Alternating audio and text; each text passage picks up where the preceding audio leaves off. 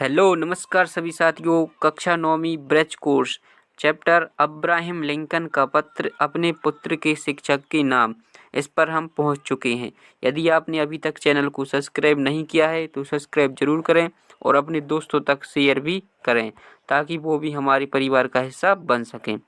Abraham Lincoln का पत्र अपने पुत्र के शिक्षक के नाम, यह है जो इसके हम कार्यपत्रक को देखेंगे। कार्यपत्रक एक है, यहाँ पर आपको लिखना है जो शिक्षक द्वारा बोले गए शब्द हैं वो आप यहाँ पर लिख सकते हैं। अब देखिए कार्यपत्रक 2 है, इसमें दिया है क्या दिया है, शब्दों के अर्थ सहित वाक्य बनाने हैं। शब्दों के अर्थ सहित क्या बनाने हैं, वाक्य यहाँ पर बनाने हैं। जैसे यहाँ शब्द लिखा है, क्या लिखा है, मृदुभाषी। मृदुभाषी का अर्थ निकलेगा यहाँ मीठी वाणी बोलने वाला, मीठी वाणी बोलने वाला। वाक्य कैसा बनाएंगे, हमें सदैव मृदुभाषी होना चाहिए। हमें कैसी, हमें सदैव मीठी वाणी बोलना चाहिए। अब देखिए अगला सम्मानीय। सम्मानीय मतलब सम्मान के योग्य। मेरे शिक्षक एक सम्मानीय व्यक्ति हैं। मेरे शिक्षक एक सम्मानीय व्यक्ति हैं। अगला देखिए अविस्मरणीय। अविस्मरणीय मतलब क्या है, इसका अर्थ ना भूलने योग्य, ना भूलने योग्य। शिमला में मैंने अविस्मरणीय दृश्य देखे। वाक्य बना दिया हमने एक, शिमला में मैंने अविस्मरणीय दृश्य देखे। फरिश्ता। फरिश्ता मतलब भगवान का दूत। हर एक बच्चा फरिश्ता होता है। हर एक बच्चा क्या होता है, एक फरिश्ता होता है। अगाध। अगाध मतलब बहुत अधिक, बहुत अधिक। मुझे ईश्वर में अगाध श्रद्धा है। मुझे ईश्वर में अगाध श्रद्धा है। अगला है क्या देखा शब्द, सहानुभूति। सहानुभूति मतलब दया की भावना। सहानुभूति मतलब क्या है, दया की भावना। हमें दीन दुखियों के प्रति सहानुभूति रखनी चाहिए। हमें दीन दुखियों के प्रति क्या रखनी चाहिए, सहानुभूति रखनी चाहिए। कनखियों। कनखियों मतलब आँख की कोरों से, आँख की कोरों से। हमें कुछ बातें कनखियों से ही कैसी करने, लौटा देनी चाहिए। बाहुबल। आपने मूवी देखी होगी, कौन सी, बाहुबली है, उसी से देखिए। यहाँ बाहुबल मतलब भुजाओं वाला, भुजाओं वाला। विजेता पहलवान में बहुत बाहुबल है। कौन सा, बहुत बाहुबल है। अंतरात्मा। अंतरात्मा मतलब मन की आवाज़, मन की आवाज़। हमें अपनी अंतर आत्मा की बात माननी चाहिए। कैसी बात माननी चाहिए, जो हमारा मन बोले वो हमें करना चाहिए। जैसे आप कोई विषय लेते हैं 10वीं के बाद, 10th कर ली, उसके बाद हमें कौन सा विषय लेना है, तो ये आप कोई बताए तब नहीं लेना, जो आपको अच्छा लगे वह विषय आपको लेना चाहिए। तो हमें अपनी मन की अंतरात्मा की बात माननी चाहिए। सनकियों। सनकियों मतलब बात बात में गुस्सा। सनकियों से सदैव दूर रहना चाहिए। ऐसे आदमी हैं जो सनक जाए तो उनसे हमें क्या करना चाहिए, दूर रहना चाहिए। अब कार्यपत्रक है 3। कार्यपत्रक 3 में क्या लिखा है, नीचे दिए गए प्रारूप के अनुसार अपने मित्र को जन्मदिन की बधाई देते हुए पत्र लिखना है। अब यहाँ देखिए जो पत्र का प्रकार है अनौपचारिक है। कैसा है, अनौपचारिक है। इसमें क्या लिखा जाता है, सबसे पहले भेजने वाले का पता तो हमने यहाँ अपना लिख दिया, सागर मध्य प्रदेश। दिनांक भी डाल दी। संबोधन प्रिय मित्र अनुज, यहाँ हम संबोधन करेंगे अपने मित्र को, नमस्ते, अभिवादन में नमस्ते। फिर संदेश, कैसे हो, आज से 2 दिन बाद तुम्हारा क्या है, जन्मदिन है। तुम्हें जन्मदिन की बहुत बहुत बधाई। इस बार साथ में जन्मदिन नहीं मना पा रहा हूँ, अगली बार से तुम्हारे साथ में जन्मदिन मनाऊंगा। और जो भी गिफ्ट आपको देना चाहते हैं उसके बारे में आप यहाँ आगे लिख सकते हैं। और अंत में क्या लिखेंगे, तुम्हारा मित्र, यहाँ हम लिख देंगे राम। इस प्रकार से जो हमें पत्र था वो हमने यहाँ पर क्या करना है, लिख लेना है। और आपको सीख लेना है कि एग्जाम में, परीक्षा में जो पत्र है वो लिखने के लिए ज़रूर आता ही आता है, इम्पोर्टेंट है। तो आपको क्या करना है, पत्र है जो इनको अच्छी तरह से लिखने का, कैसे लिखा जाता है वो तरीका आप अच्छी तरह से सीख लें। इसके आगे जो कार्यपत्रक 4 है, कौन सा, कार्यपत्रक 4, निम्नांकित चिन्हों के सामने उनकी नाम लिखकर जो चिन्ह लगे हैं उनके नाम लिखने हैं और वाक्य में प्रयोग करना है। तो सबसे पहले यहाँ पर देखिए चिन्ह कौन सा लगा है। यहाँ चिन्ह लगा है, यहाँ बताया गया है कि ये चिन्ह किसका है। इसका नाम है प्रश्नवाचक। कौन सा चिन्ह? प्रश्नवाचक। जब कभी कोई क्वेश्चन पूछे, प्रश्न करता है तो उसके अंत में प्रश्न लगता है। क्या तुम कल स्कूल गए थे? क्या तुम कल स्कूल गए थे? प्रश्न पूछ रहा है, क्या तुम कल स्कूल गए थे? अंत में क्या लगाया? प्रश्नवाचक यहाँ पर चिन्ह लगाया। अब देखिए जो अगला चिन्ह है ये इसे बोलते हैं विस्मयादिबोधक चिन्ह। विस्मयादिबोधक चिन्ह वाक्य में प्रयोग। अरे ये कैसे हो गया? अरे ये कैसे हो गया? फिर क्या है? अर्धविराम। अर्धविराम मतलब जहाँ कुछ समय के लिए रुका जाता है। राम तुम किताब पढ़ो, काफी में भी लिखो। अर्धविराम। और अल्पविराम है जो अर्धविराम से थोड़ा ज़्यादा रुका जाता है। जैसे कविता मोहन स्कूल जा रही हैं। कविता मोहन स्कूल जा रही हैं। योजक चिन्ह। योजक चिन्ह डैश है जो ये चिन्ह कौन सा कहलाता है? योजक चिन्ह। यहाँ देखिए कैसा वाक्य में प्रयोग करेंगे। हमें यहाँ देखिए योजक चिन्ह का प्रयोग किया गया है। माता पिता की सेवा करनी चाहिए। इन्वर्टेड कामा में यहाँ देखिए आराम हराम है। जब कोई बात ज्यों की त्यों लिखना हो हमें तो उसमें हम इन्वर्टेड कामा के यूज करते हैं। दो प्रकार के होते हैं, एक तो सिंगल इन्वर्टेड कामा और दूसरा होता है डबल इन्वर्टेड कामा। अब देखिए अगला देखते हैं हम। निम्नलिखित वाक्यों में यथा स्थान उचित विराम चिन्ह लगाकर वाक्य को पुनः लिखना है।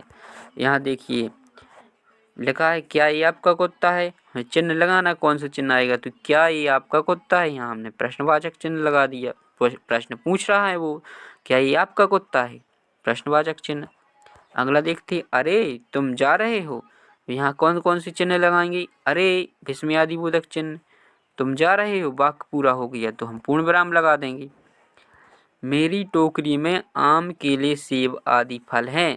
कैसे लिखेंगे इसको? मेरी टोकरी में आम अल्पविराम केले, क्या है? केले फिर अल्पविराम सेब आदि फल हैं थे पूर्ण विराम। इस प्रकार से आपको यहाँ चिन्हों का प्रयोग करते हुए लिखना है।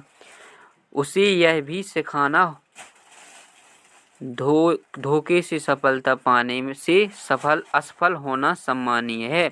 उसे यह भी सिखाना धोखे से सफलता पाने से असफल होना सम्मानीय है। यहाँ देखिए उसे यह भी सिखाना धोखे से सफलता पाने से असफल होना सम्मानीय है। पूर्ण विराम। अगला देखते हैं दुश्मनों के साथ साथ मित्र भी होते हैं। यहाँ कौन सा चिन्ह आएगा? यहाँ देखिए दुश्मनों के साथ साथ यहाँ योजक चिन्ह, साथ साथ में कौन सा चिन्ह लगता है? योजक चिन्ह लगता है। दुश्मनों के साथ साथ मित्र भी होते हैं। पूर्ण विराम। सच मानो मेरा बेटा एक प्यारा सा नन्हा सा फरिश्ता है। अब इसमें देखिए सच मानो अल्पविराम मेरा बेटा एक प्यारा सा योजक चिन्ह नन्हा सा फरिश्ता है, यहाँ पूर्ण विराम। इस प्रकार हमने क्या किया है, जो चिन्हों का प्रयोग करके यहाँ पर वाक्य को क्या किया है, लिख लिया है। अब देखते हैं आगे कार्यपत्रक है जो 5 कार्यपत्रक है। इसमें क्या लिखा है, रिक्त स्थानों में सही शब्द चुनकर यहाँ पर लिखना है। खाली स्थान है, यहाँ पर शब्द भरना है। दुष्ट व्यक्तियों के साथ साथ आदर्श प्रेरणा भी होते हैं। यहाँ क्या भरना, आदर्श प्रेरणा भी होते हैं। खाली स्थान के साथ मित्र भी होते हैं, तो यहाँ क्या भरेंगे, दुश्मनों के साथ मित्र भी होते हैं। अगला देखते हैं, हर विरूपता के साथ सुंदरता भी होती है। हर विरूपता के साथ क्या होती, सुंदरता भी होती है। हार के साथ जीत की खुशियाँ मनाना, हार के साथ जीत की खुशियाँ मनाना, यहाँ हम जीत लिख देंगे। अब देखिए, धोखे से सफलता पाने से असफल होना सम्मानीय है। धोखे से सफलता पाने से असफल होना कैसा है, सम्मानीय है। बुरा है कौन, अच्छा है कौन, एक क्या लिखा है, बुरा है कौन और अच्छा है कौन, तो यहाँ हम अच्छा लिख देंगे। इस प्रकार हमने जो खाली स्थान है उनको भर लिए, रिक्त स्थान की पूर्ति कीजिए। अब यहाँ देखना है मिलते जुलते अर्थ की युग्म बनानी है कार्यपत्रक 6 में। जैसे यहाँ पर चुपचाप, लंबा चौड़ा, ठीक ठाक, दुख सुख, आचार विचार, आस पास, उछल कूद, तन बदन, खेती बाड़ी, जैसे तैसे, ये क्या कहते हैं, शब्द एक में हैं। तो इस प्रकार हम इनकी क्या बनाएंगे, जोड़ी बना लेंगे। अब आता है जो कार्यपत्रक 7। क्या है, कार्यपत्रक 7 है। इसमें क्या है, आपको अपने मित्र को प्रवीण सूची में प्रथम स्थान प्राप्त करने पर बधाई देती हुई हमें पत्र लिखना है। अब हम इसमें लिखेंगे, बधाई देना है। प्रवीण सूची मतलब जो मेरिट लिस्ट है उसमें स्थान आना, प्रथम स्थान आ गया तो उसमें हम बधाई देंगे कि बहुत बहुत बधाई आपके लिए कि आपने इतनी मेहनत करके प्रथम स्थान प्राप्त किया है। आपको भी बहुत मेहनत करनी है और प्रवीण सूची में अपना नाम दर्ज कराना है। तो हम आप एक बधाई पत्र से लिखेंगे अपने मित्र को। कैसे लिखेंगे, सबसे पहले यहाँ पता लिखा जाता है, जैसे डॉक्टर हरि सिंह गौर वार्ड सागर, दिनांक डाल देंगे यहाँ जो भी आप डेट पर लिखें। प्रिय मित्र अभिवादन नमस्ते, प्रिय मित्र नमस्ते, यह नाम भी लिख सकते हैं वहाँ पर। इसके आगे हम लिखेंगे कि आज सुबह अखबार में मैंने तुम्हारा नाम प्रवीण सूची में देखा, तुम्हें प्रवीण सूची में प्रथम स्थान प्राप्त करने पर बहुत बहुत बधाई। तुम जीवन में आगे ही इसी तरह सफलता प्राप्त करते रहो। ऐसी हम क्या करते हैं, आगे लिख सकते हैं, ऐसी हमारी कामना है।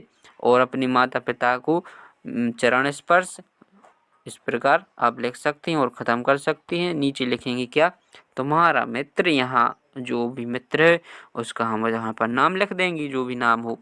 इस प्रकार क्या करना है, जो प्रवीण सूची में जो अपने मित्र हैं उसको बधाई पत्र लिखना था। ये भी परीक्षा में बहुत पूछा जाता है। आप सब इसको क्या कर लें, अच्छी तरह से कंप्लीट कर लें, तैयार कर लें। इस प्रकार है जो अब्राहम लिंकन का जो चैप्टर है उसकी कार्यपत्र को हमने क्या कर लिया है, हल कर लिया है। अब्राहम लिंकन का पत्र अपने पुत्र के शिक्षक के नाम। यदि आपको वीडियो पसंद आया हो तो चैनल को सब्सक्राइब जरूर करें। इसमें हम चैप्टर पानी रे पानी पर पहुंच चुके हैं। सबसे पहले आप सबको क्या करना है, चैनल को सब्सक्राइब करना है और वीडियो पसंद आए तो अपने दोस्तों तक शेयर भी करना है। इससे पहले के कार्यपत्रक आपने नहीं किए हैं तो प्लेलिस्ट में जाकर वहां से आप कर सकते हैं। इसमें हम सबसे पहले चैप्टर को, पाठ को पढ़ेंगे, समझेंगे, उसके बाद है जो प्रश्नों को क्या करेंगे, हम उत्तर देंगे। सबसे पहले देखिए, कहाँ से आता है हमारा पानी। हमें सोचना है कि वो जो पानी है वह कहाँ से आता है और फिर कहाँ चला जाता है हमारा पानी, और फिर कहाँ चला जाता है पानी। हमने कभी इस बारे में कुछ सोचा है? सोचा तो नहीं होगा शायद, पर इस बारे में पढ़ा जरूर होगा। भूगोल की किताब पढ़ते समय जल चक्र जैसी बातें हमें बताई जाती हैं। एक सुंदर सा चित्र भी होता है इस पाठ के साथ में। सूरज, समुद्र, बादल, हवा, धरती, फिर बरसात की बूंदें, लो फिर बहती हुई एक नदी और उसके किनारे बसा तुम्हारा गांव, हमारा गांव या शहर। चित्र के दूसरे भाग में यही नदी अपनी चारों तरफ का पानी उसी समुद्र में मिलती दिखती है। चित्र में कुछ तीर भी बने रहते हैं। समुद्र से उठी भाप बनकर पानी में बदलती है और फिर इन्हीं तीरों के सहारे जल की यात्रा एक तरफ से शुरू होकर समुद्र में मिल जाती है। ये जल चक्र पूरा होता है। कैसे? जैसे माना है जो समुद्र है, क्या है, समुद्र है, नदी है, यहाँ से जो सूर्य है, सूर्य के क्या प्रकाश पड़ेगा, समुद्र पर पड़ेगा कि नहीं पड़ेगा। तो जो सूर्य का ताप है इसके द्वारा जो यहाँ की क्या बनेगी, भाप बनेगी। भाप बनकर संघनित होकर क्या बनती हैं, यहाँ ऊपर बादलों का इस प्रकार से निर्माण हो जाता है। जब बूंद भारी हो जाती हैं और अपने वजन को सह नहीं पाती तो ये धीरे धीरे नीचे आकर के क्या करती हैं, अब बरसात होने लगती है। जो वर्ष नदियों के द्वारा क्या होता है, नदी है जो फिर आगे जा कर के समुद्र में मिल जाती है। इस प्रकार से क्या हुआ है, जो जल चक्र के जो चित्र हैं वो भूगोल की किताब में बने रहते हैं। अब देखिए, यह तो हुई जल चक्र की किताब की बात। अब हम तो सबके घरों में स्कूल में, माता पिता के दफ्तरों में, कारखानों में और खेतों में पानी का कुछ अजीब सा चक्र सामने आने लगा है। नलों में अब पूरे समय पानी नहीं आता। नल खोलने से पानी के बदले सू-सू की आवाज़ आने लगती है। पानी आता भी है तो बेवक्त, मतलब बिना समय के आ जाता है कभी कभार, कभी देर रात को तो कभी भोर सवेरे। मीठी नींद छोड़कर घर भर की बाल्टियां, बर्तन, घड़े भरते फिरो। पानी को लेकर कभी कभी कहीं कहीं आपस में तू तू मैं भी होने लगती है। कैसी तू तू मैं भी होने लगती है। लेकिन बरसात के मौसम में क्या होता है, लो सब तरफ पानी ही पानी बहने लगता है। हमारे तुम्हारे घर, स्कूल, सड़कों, रेल की पटरियों पर पानी भर जाता है। देश के कई भाग बाढ़ में डूब जाती है। यह बाढ़ ना गांवों को छोड़ती है, ना मुंबई जैसे बड़े शहरों को। कुछ दिनों के लिए सब कुछ थम जाता है और सब कुछ क्या हो जाता है, बह जाता है और केवल चारों तरफ पानी ही पानी नजर आता है। शहर में छोटे बड़े तालाब, झील आदि हैं, वे धरती की गुल्लक में पानी भरने का काम करती हैं। इनमें जमा पानी जमीन के नीचे छिपे जल के भंडार में धीरे धीरे रिसकर छनक कर मिलता है। इससे हमारा भूजल भंडार समृद्ध होता जाता है। पानी का यह खजाना हमें दिखता नहीं है, लेकिन इसी खजाने से हम बरसात का मौसम बीत जाने के बाद पूरे साल भर अपने उपयोग के लिए घरों में, खेतों में, पाठशाला में पानी निकाल सकते हैं। लेकिन एक दौर था, ऐसा भी आया जब हम लोग इस छिपे खजाने का महत्व भूल गए और ज़मीन के लालच में हमने अपने तालाबों को कचरे से पाट कर दिया, भरकर समतल कर दिया। देखते ही देखते इन पर तुम कहीं मकान, कहीं बाजार, स्टेडियम और सिनेमा आदि खड़े हो गए।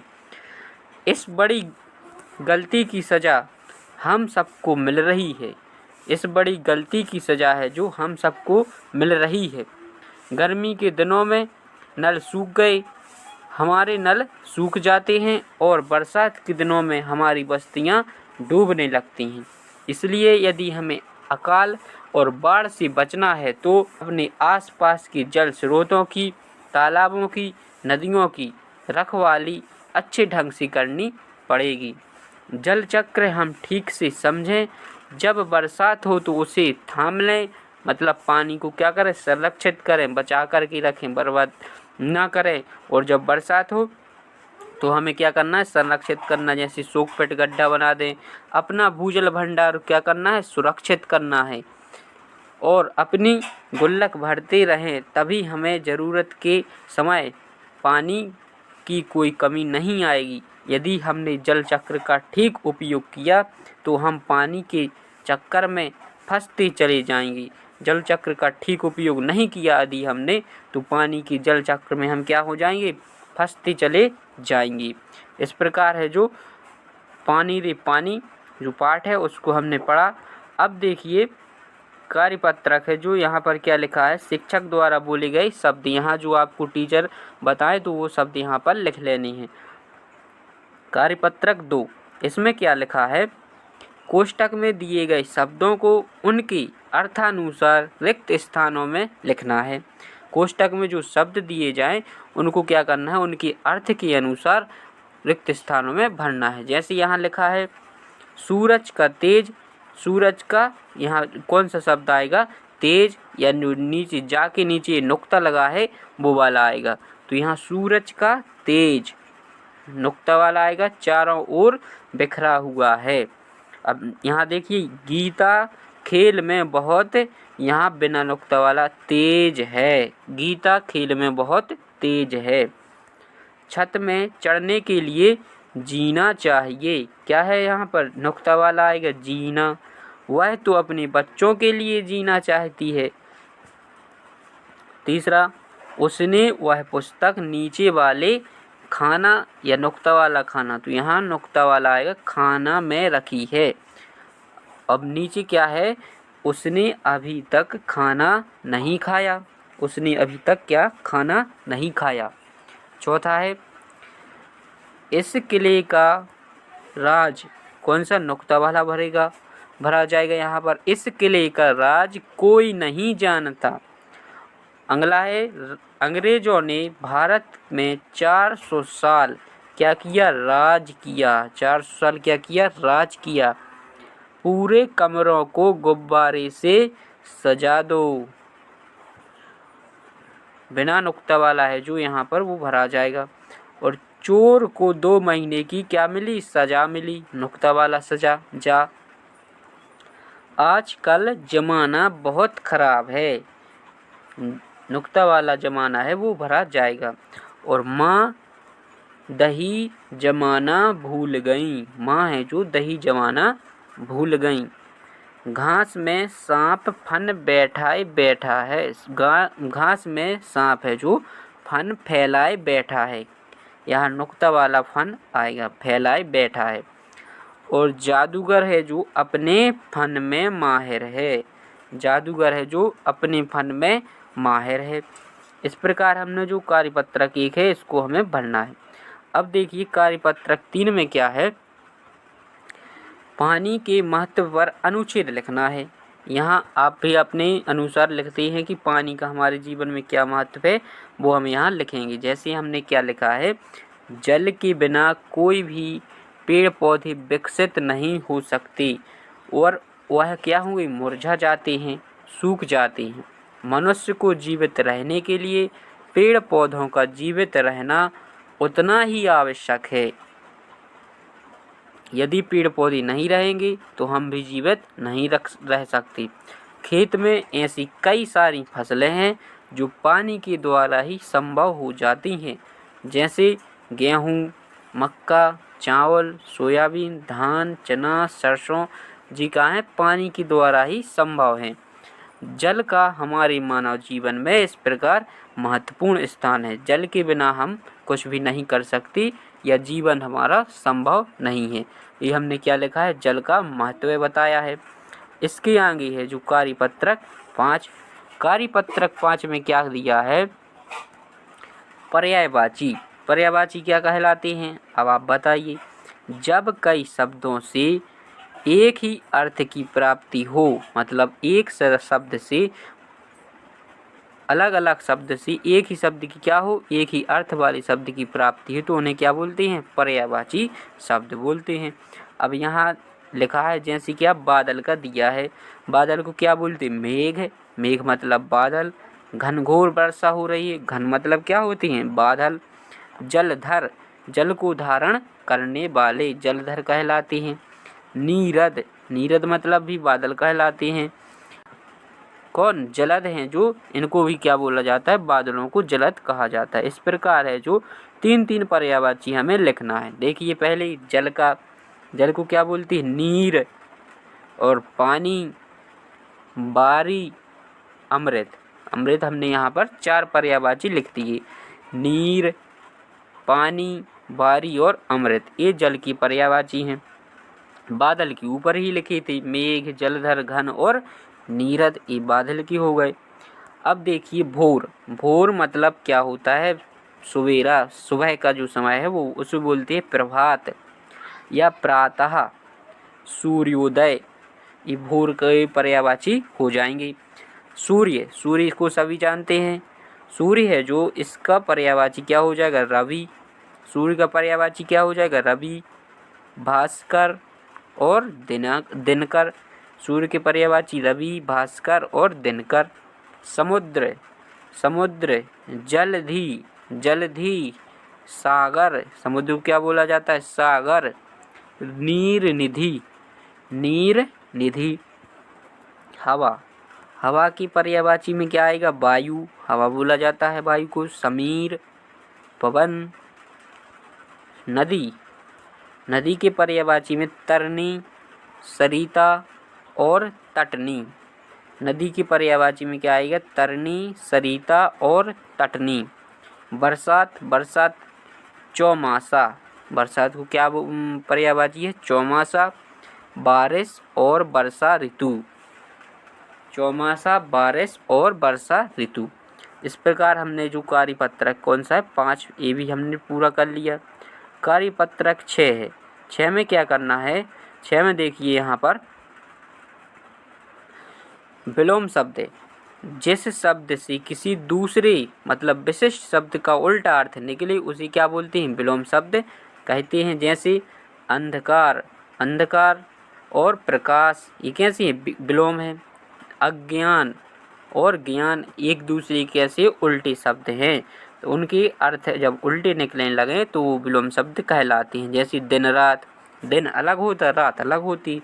अब यहाँ देखिए धरती, आकाश, लाभ, हानि, रात, दिन, जीवन, मरण, सदुपयोग, दुरुपयोग, पुण्य, पाप, देश, विदेश, ये कैसे एक दूसरे की हैं जो अलग उल्टे अर्थ निकल रहे, बिल्कुल विरोधी। बुझाना को जलाना, ये कैसे विरोधी शब्द विलोम शब्द कहलाते हैं। अब इनके हमें वाक्य में प्रयोग करने हैं। आप वाक्य में प्रयोग और भी तरीके से कर सकते हैं, यहाँ हमने आपको समझाने के लिए कर दिया। जैसे धरती का देखिए विलोम शब्द क्या हमने बनाया वाक्य में, धरती का जो विलोम होता है आकाश। अब विलोम शब्द इनका वाक्य में प्रयोग, धरती पर 71% क्या है? जल है। लाभ, दुकानदार हमेशा लाभ कमाने की सोचता है। यहाँ देखिए रात में आकाश में चंद्रमा हमें दिखाई देता है, वाक्य में प्रयोग कर दिया। जीवन का विलोम शब्द क्या होगा? मरण। व्यक्ति का जीवन संघर्षपूर्ण होता है, जीवन का वाक्य में प्रयोग कर दिया हमने। सदुपयोग का, वस्तुओं का सदुपयोग हमें करना चाहिए, सभी वस्तुओं का करना चाहिए, सदुपयोग करना चाहिए। पाप का विलोम क्या होगा? मतलब पुण्य का विलोम क्या होगा? पाप, और पाप का विलोम क्या हो जाएगा? पुण्य। व्यक्ति पुण्य और पाप क्या करते हैं? दोनों करते हैं। देश विदेश, भारत के देश विदेशों से अच्छे संबंध है। बुझाना, रात में दीपक बुझाना नहीं चाहिए, दीपक रात में नहीं बुझाना चाहिए। इस प्रकार हमने क्या किया है, जो वाक्यों में प्रयोग है वो हमने कर लिया है। और जो पानी रे पानी पाठ है उसके हमने प्रश्नों को भी लिख लिया है। आप सभी को क्या करना है, इनको याद कर लेना। आज हम नमक का दरोगा है, इस पाठ को हम अच्छे से पढ़ेंगे, समझेंगे, और जो इसके कार्यपत्रक के प्रश्न हैं उनकी हम उत्तर भी लिखेंगे। आप सभी को उत्तर को लिखना है और याद करते चलना है। चलिए तो हम पाठ को समझेंगे, पढ़ते हैं। बात उस समय की है जब नमक का नया दफ्तर बना था। कुदरत द्वारा बनाई गई वस्तु का इस्तेमाल होना बंद हो गया था। तब लोग नमक का व्यापार चोरी छिपे करने लगे। अफसरों को रिश्वत मिलती थी। पटवारी भी अपनी नौकरी छोड़कर नमक का दरोगा बनना चाहते थे। वकील का भी जी ललचाता था। मुंशी बंसीधर भी इस सब बातों को समझते हुए रोजगार खोज में निकले। बंसीधर के पिता अनुभवी थे। अनुभवी मतलब ज़्यादा ज्ञान हो, मतलब कोई भी चीज़ का अनुभव होना, वो समझदार होना। कहने लगे, बेटा घर की हालत देख रहे हो, कर्ज से दबे जा रहे हैं। लड़कियां हैं, यह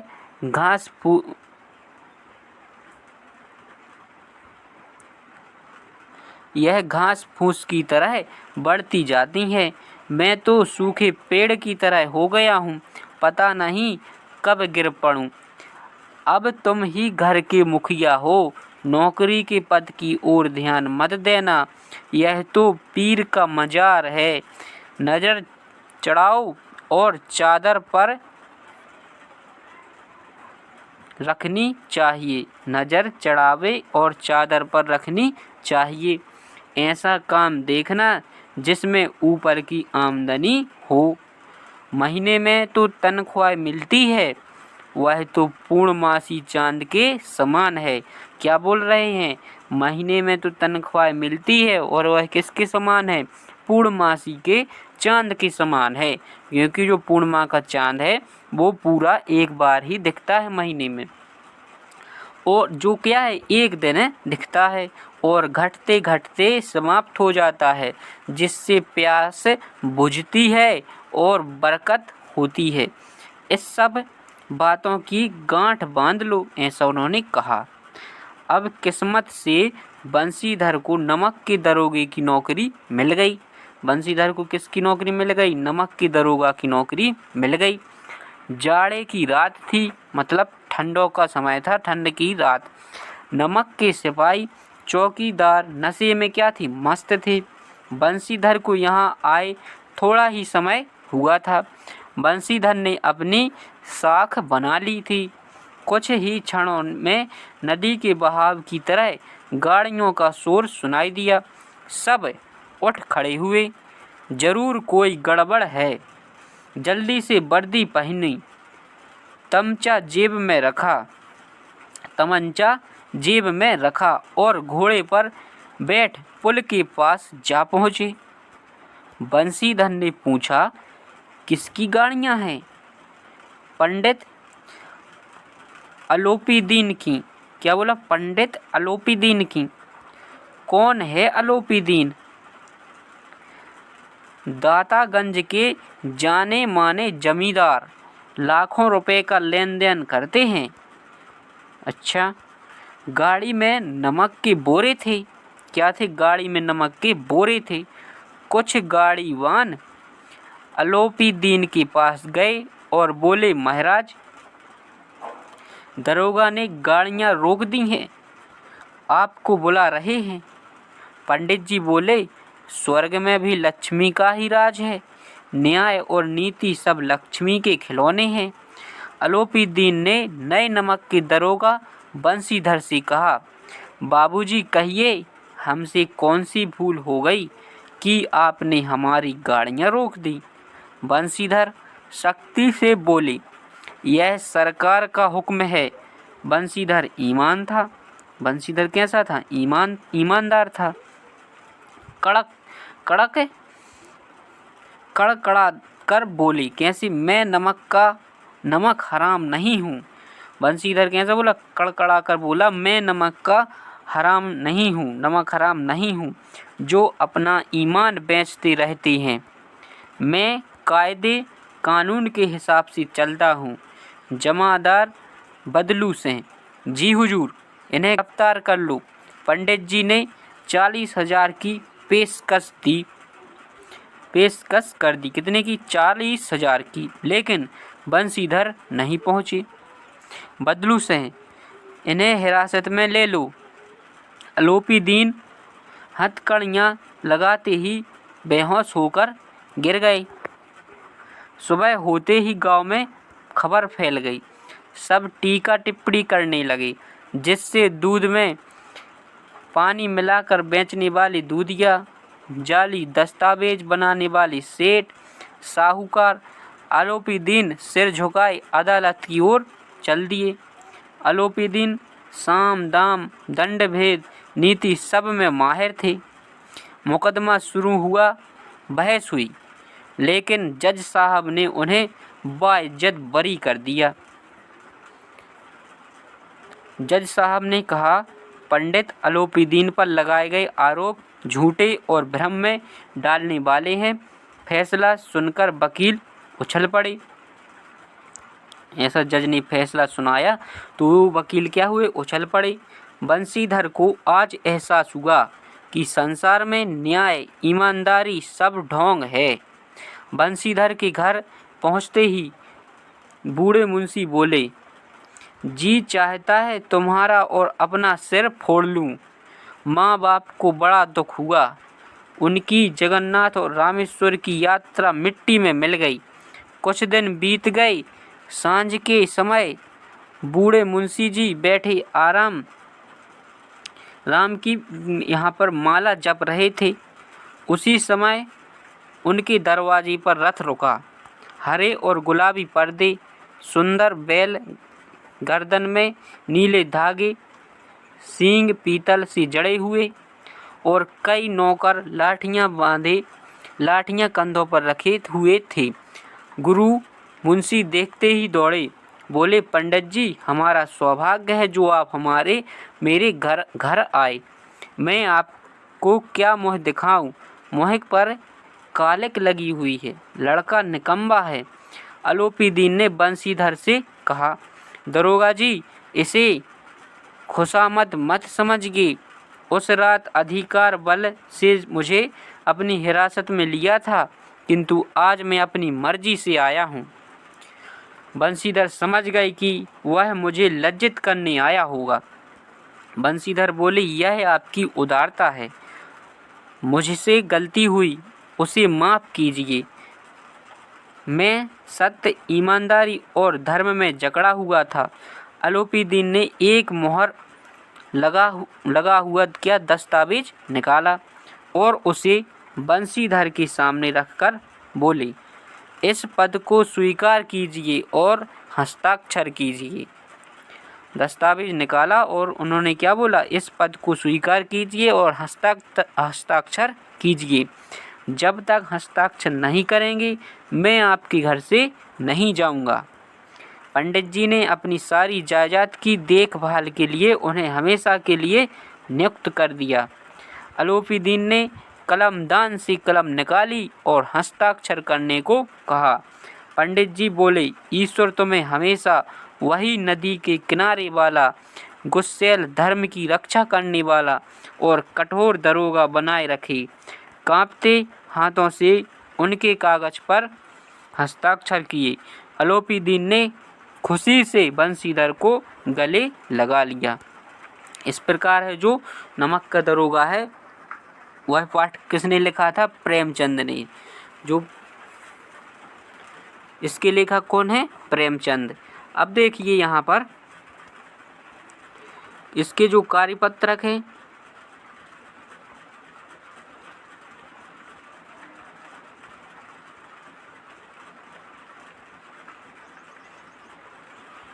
कार्यपत्रक को हम हल करेंगे।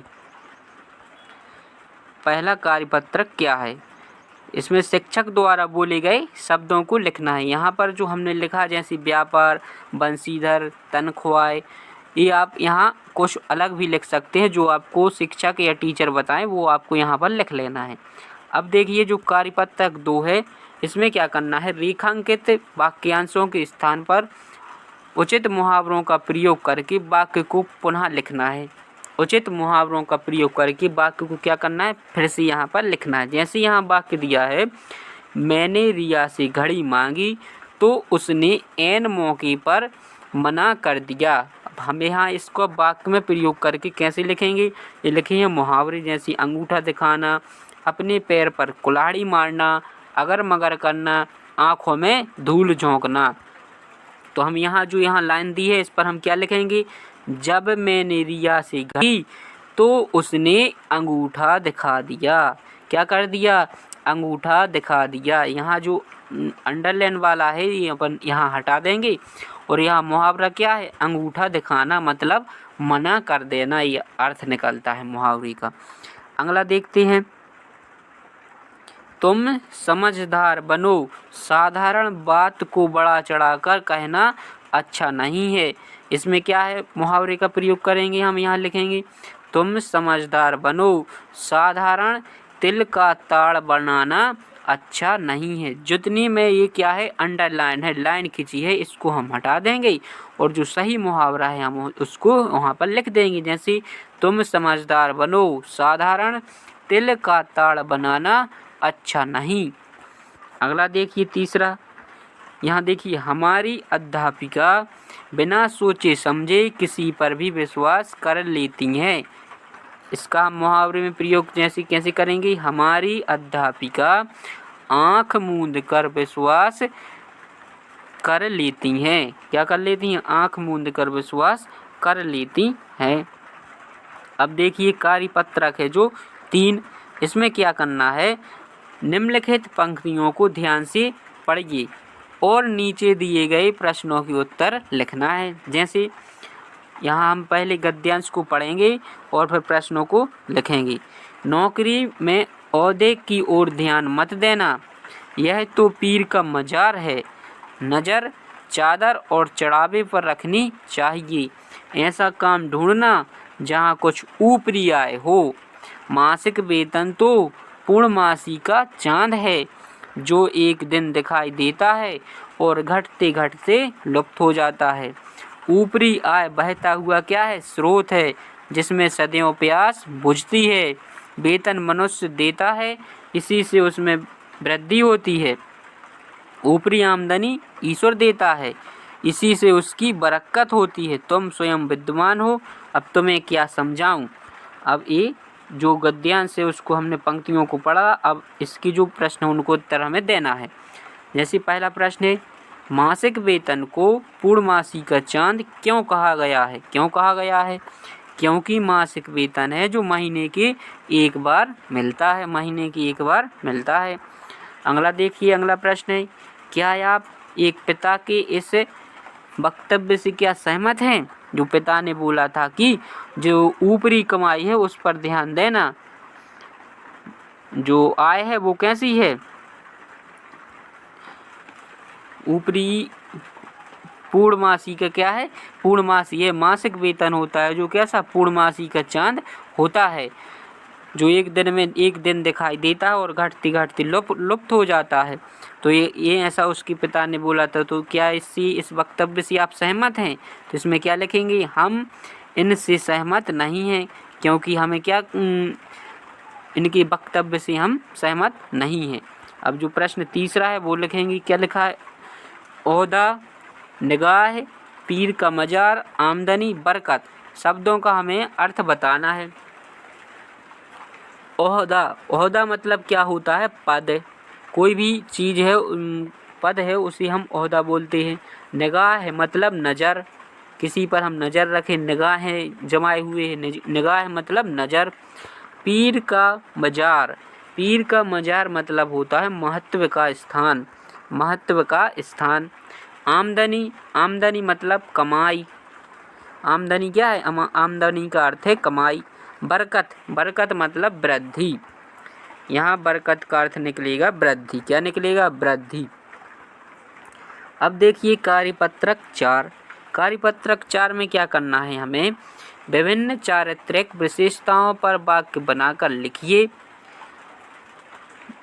ईमानदारी, समझदार, दयालु, सहनशील, क्रूर, लज्जाशील, गुस्सा, ये शब्द दिए गए हैं। आप इनकी वाक्य बना सकते हैं। वाक्य कैसा होना चाहिए?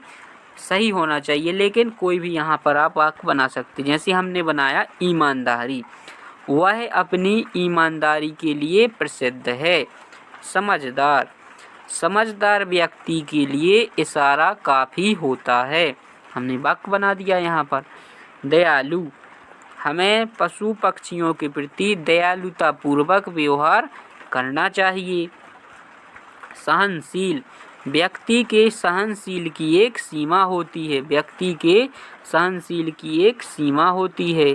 क्रूर, क्रूर मतलब शत्रु हमेशा कैसा होता है? क्रूर होता है, खतरनाक होता है। लज्जाशील, वह बहुत लज्जाशील है।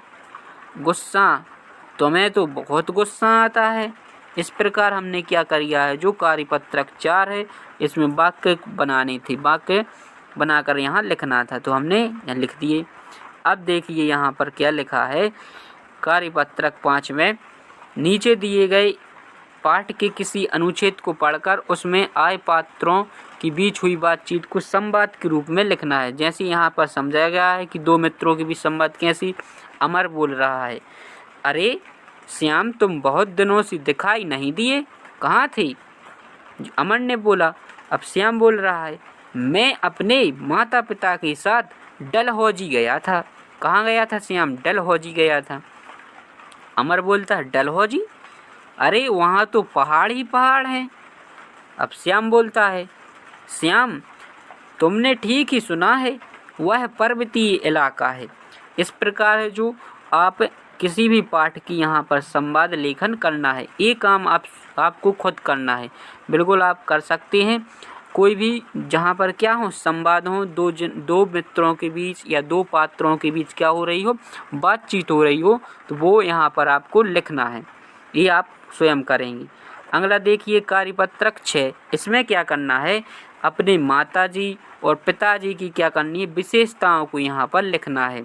जैसे हमने यहाँ पर आपको बताया है कि माताजी की विशेषता में आप क्या लिख सकते या पिताजी की विशेषता में क्या लिख सकते। तो सबसे पहले देखिए पिताजी की विशेषताओं में, मेरे पिताजी बहुत ईमानदार है, सत्यवादी हैं। इसके अलावा भी और लिख सकते हैं जो आपके पिताजी की विशेषताओं में आप लिखना चाहती हैं। कर्मशील हैं, कर्तव्यशील हैं, सहनशील हैं, दयालु हैं। और यहाँ हमने आखिरी में क्या लिखा, मेरे पिताजी एक सच्चे समाज सेवक हैं। कैसे हैं, सच्चे समाज सेवक हैं। माताजी की विशेषता में भी हम इसी प्रकार लिख सकते हैं, मेरी माताजी सत्यवादी हैं, सहनशील हैं, भोजन बहुत अच्छा बनाती हैं। वो एक कैसी हैं, टीचर भी हैं, जो हमें क्या करती हैं, डेली की डेली पढ़ाई करती हैं।